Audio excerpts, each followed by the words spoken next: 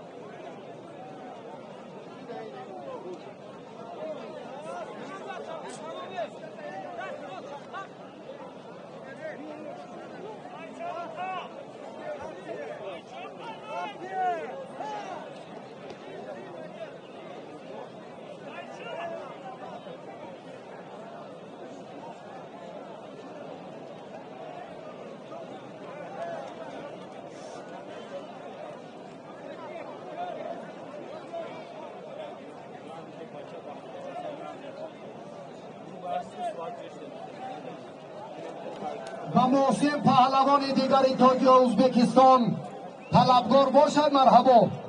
شاه جایزه ها پای در پای، اشتر و مکافات های عالی، باز جایزه های قیمت و مکافات پولی خیلی زیاد هستن. پهلوان های تاجیکستان